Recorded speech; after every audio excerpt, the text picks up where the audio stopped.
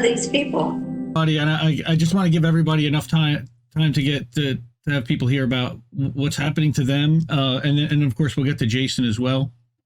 We'll ask a few questions, and again, these are fired Amazon employees who were trying to organize their warehouses, and we're here to support them to have people hear their stories and to come up with some solutions on how do we educate and bring more of the public in, as well as to get our message out to the other employees about how we can organize without being retaliated against and fight back.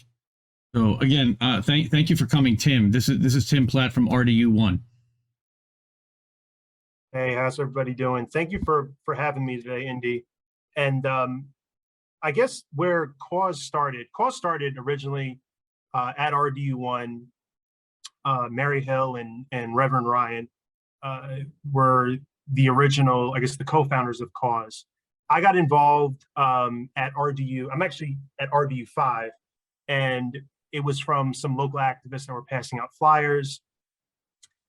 That led to, I mean, I guess that was around the time ALU and Bessemer were in the news. I mean, they still are in the news, but when they just started getting in the news, and that was like initiated, that whole those events initiated. So, you know, from there, when we saw that, I guess that effect was reaching all the way back to the South, I saw some flyers, and that's kind of how we got connected. And over months' time, we ended up adding the co-founders, Reverend Ryan and Mary Hill, and they came up with the idea of C.A.U.S.E, which stands for Carolina Amazonians United for Solidarity and Empowerment. And I would say just throughout the pandemic, we were dependent on, you know, so much as essential workers, and we delivered. Amazon in 2021 made over $30 billion in revenue, and it was record revenue. And the Amazon warehouse workers didn't have anything to show for it at the end of the day. And that really, I could see the morale in the warehouse. It's almost like they're doing the work for us. You could see the morale in the warehouse just plummet, you know, throughout that whole process during COVID and beyond. And it actually, with inflation, it's actually worse. We're actually worse off than what we were pre-pandemic.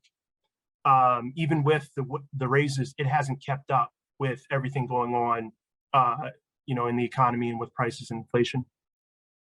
So since then, you know, the numbers don't lie. We have had over 700 C.A.U.S.E members sign interest forms.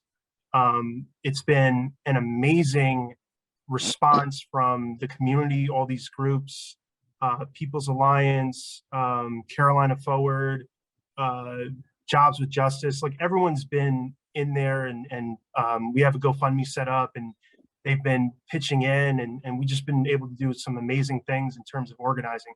I would say what really makes C.A.U.S.E go is from the top, there's a real strong emphasis on delegation and getting everybody involved, really finding out everybody's strengths.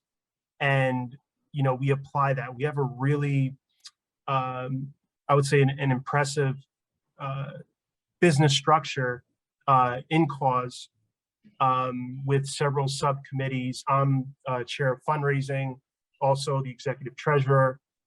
We have a social media branch, public relations, recruiting, which we all kind of are naturally recruiters, because it's the most important thing of everything. Without recruiting, this is nothing.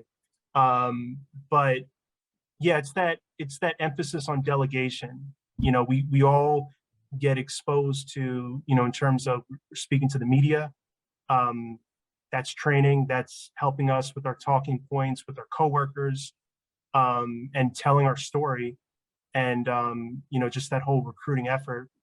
We're all leaned on to head events. We have, you know, food banks, community events, break room events, flyering, of course.